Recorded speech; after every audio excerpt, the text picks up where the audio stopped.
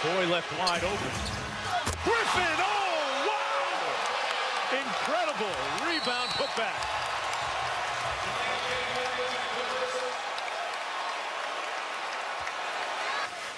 Butler now in the wing. Balls for the screen. Two-man game. Blake Griffin explodes on Gasol.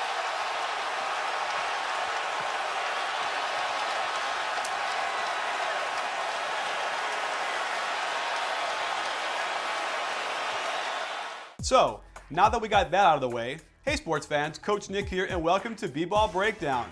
I went through the Lakers-Clippers game from Wednesday night, and I gotta tell you, I'm not too impressed with either of these coaches, but Mike Brown has his team running a little bit more of a semblance of organized offense and defense, whereas either the Clippers have tuned Vinny Del Negro out, or he simply doesn't know how to teach what he needs to get done.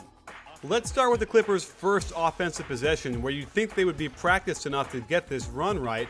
You'll see Randy Foy try and set a screen for Butler, and then sort of set a screen for Blake Griffin, and then set a back screen so deep for DeAndre Jordan you couldn't get a lob there. So of course, once they swing the ball once, it goes to a kind of a pick and roll and a bad outside shot with a contested hand in his face. Contrast that with the Lakers, who run a nice flex set, and you'll see down low a cross screen for Pau Gasol by Sessions and then a down screen for Sessions. They get a screen and roll, switch, and they get a layup. Even though it gets blocked, that's good offense. Let's just set the stage here for the Clippers team defense, where they do not double team on Andrew Bynum early in the game, and this is going to be a mistake. Again, good offense by the Lakers. Watch how Kobe is going to screen Pau Gasol, and that's going to slow down Blake Griffin enough where he can't hedge effectively on this screen and roll.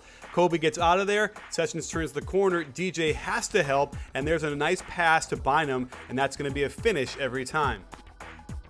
Another kind of weird offensive set, they go to Blake down in the post, and that's good, they cut through. Watch DeAndre Jordan go way out of bounds to get the ball, and then doesn't shoot it when he gets in the lane. It becomes a screen and roll, which is not a bad shot, but watch Randy Foy not get back on Andrew Bynum, who's certainly not the fastest guy in the court, compounds it by fouling him and one. It's Caron Butler's turn not to get back. Watch after this long outside shot, he is practically walking back, and at least on this one, when he fouls, Kobe doesn't get an and one, but that's awful. The Lakers don't run ice on sideline screen and rolls, and I'm going to show you why they should. Sessions should be where Pau Gasol is, and Gasol should be sunk down in the lane to contain. This way, they need a third defender to come over and help, and watch how that opens up a lob to DeAndre Jordan. And here it is again, and watch how Blake and Kobe are going to run into each other because they're not positioned well, they don't run ice, and CP3 gets an easy shot. But look at this, the Clippers run horns. Everyone's running horns. Double high post, they clear the side for a two-man game, little dribble pitch, and there's a dunk. Beautiful! The Lakers run their version of horns, double high post, and Blake goes to the strong side this time. That's going to trigger a shuffle cut on the weak side by Matt Barnes, and they get an easy pass, easy layup. Beautiful.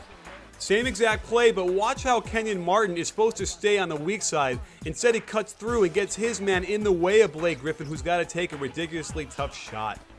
But more often than not, this is what this Clippers offense looks like.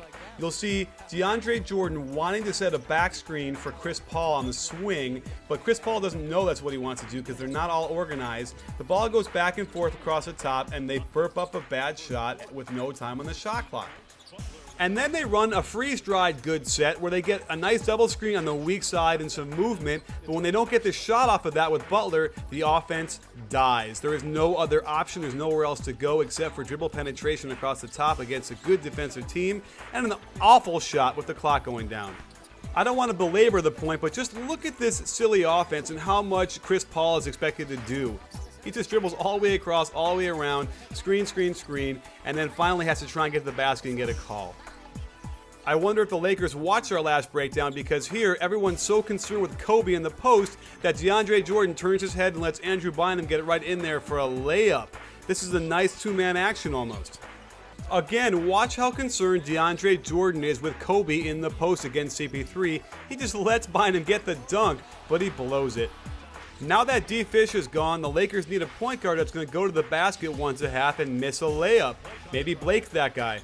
Then he compounds the issue by fouling 100 feet from the basket, and this will come back to haunt them later.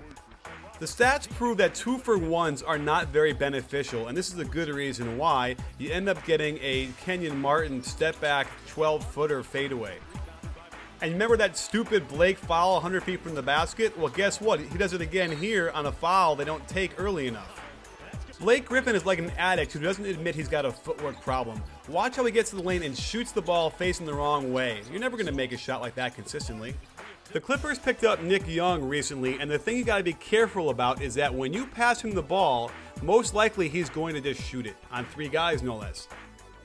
And watch his defensive effort. After the shot goes up and they get the ball, they're going to turn it over. It's going to take Nick Young 7 seconds to run back down the court and not pick up his man, Ron Artest, who cuts to the basket and gets a dunk. Then he'll come down and play excellent defense on Kobe Bryant, making him pull up from a long jump shot and missing. But on the next play down, he's going to race to the corner and take a really bad shot, missing a wide open Bledsoe who would just hit a 3, and instead jacks up the shot that gets blocked. The Clippers finally try and double team Kobe, although I feel like it's Kenyon Martin doing it on his own, particularly because there's no rotation after the swing pass. No one seems to know what the hell they're supposed to do, but I'd give Metta World Peace that shot all day. Again, they double with Kenyon Martin in the post with Kobe, and he throws the ball away on a skip pass. And they're willing to double Kobe in the post with Kenyon Martin, but then they try and double Bynum with CP3. And this really appears like the double they do on Bynum is freelance, because CP3 will not do anything as a double team against Andrew Bynum. Here's where Blake and Powell started going at it. They're jostling and pushing, and then Blake takes an awful shot where he's not even turned to the basket. He swipes at the ball and almost could have been a dumb foul call on him. Then back on the other side, we get to a headlock with a forearm to the face, and it looks like that Blake Griffin is basically just young, dumb, and full of fun. Clipper fans would like to think that Randy Foye is out there for a little shooting and some tough defense, but watch how bad his defense here is on the weak side as Matt Barnes cuts. He has no idea where he is, but they get a block. And here's where Bledsoe is nice because he's got a lot of energy, but he doesn't have a lot of experience finishing at the basket. And the Lakers get those 2 points anyway. On a high pick and roll with Chris Paul and Blake Griffin, you'll see Pau Gasol hedge high, which is okay. And then Matt Barnes comes over and he picks up Blake Griffin. Inexplicably, he comes off of him even though Bynum was there to pick up DeAndre Jordan and a dunk. And down the stretch, the Clippers continually got Chris Paul switched up on the Laker big man, and he kept getting into the lane and getting good shots for them every time. So we know that Kobe's been making crazy outside shots all game like this. So when you watch deep in the fourth quarter, Vinny Del Negro is calling for a double team on Kobe, and yet they're so slow getting over there with Bledsoe that it's a waste, and he gets an open shot anyway. So you're wondering, what's Bledsoe doing in there? Now you got to wonder what the heck Vinny Del Negro is doing on that bench, because they were doing a screen and roll down the stretch, getting great shots on switches with the big men on CP3. But here, no screen, and Metta World Peace is a great defender who just steals it from him. They get back well enough to stop a Laker fast break, but then they go to Bynum in the post. No double team, let him dribble the ball and do whatever move he wants, and even though he double dribbles and they totally miss it, they have to foul and give him 2 free throws. And here's an execution problem. A wasted screen on top because Paul is not even trying to use it, and then he doesn't rub his man off of that screen there, so there's no switch. You got Randy Foye shooting the crucial shot in the game for you? And now you got to wonder what they're doing in the huddle because they're not listening to Del Negro. Kobe gets the ball, and you'll see him stamping his foot to go double him. It takes a while for that to happen. They finally do double it. Kobe gives it up, and they get what they want, a Metta World Peace turnover in the right corner. Now the Clippers are primed to take this game back. They do a screen and roll with Blake and CP3, which is what they're supposed to do, but instead of taking the screen, they throw it right to Butler, who just chokes it. Actually, at this angle, Butler does lose the ball, but it does hit right into DeAndre Jordan's hands. He has to catch that and put it back in. And to compound things, Butler does an awful job on this pick and roll with Kobe, does not hedge at all and let Sessions turn the corner. DeAndre Jordan's a step late, can't block it, and they get the layup. But Chris Paul recovers from that turnover he just made, blows by Metta World Peace and gets a quick 2, and they're in good position. So the Clippers are now poised to get a stop and get the ball back, and they can tie it up or even go for the lead. Here's the Vinny Del Negro double Kobe foot stomp you'll see on the weak side here. They don't double team him. It's bizarre. And here, of course, gets the ball in the mid post, one dribble pull up, and he nails it. And instead of going for a quick 2 and a foul, they end up not really running much of a play, but clearly going for 3, missing it, and the game is over. So there you have it, sports fans. I know that I'm not breaking new ground by saying that Vinny Del Negro is coaching challenged. However, I hope you can see when I juxtapose these plays over each other how he doesn't seem to have a lot of control over his team in the huddle, or both. Because there's no way in hell you're going to tell me that he's just now saying go double Kobe while the play is going on. He had to have said that in the huddle. He had to have said that in the practice before that, or in the shoot around before that, and yet they don't do it. So you pick. Either they're not listening or he doesn't know how to be organized enough to get him to do it when he needs him to. Well, thanks for joining us. Stay tuned for lots more B-Ball Breakdown coming up. And don't forget, at B-Ball Breakdown, it's not a channel, it's a conversation. You win?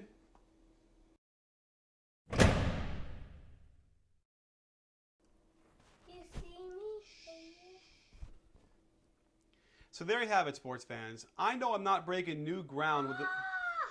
Okay, you gotta go.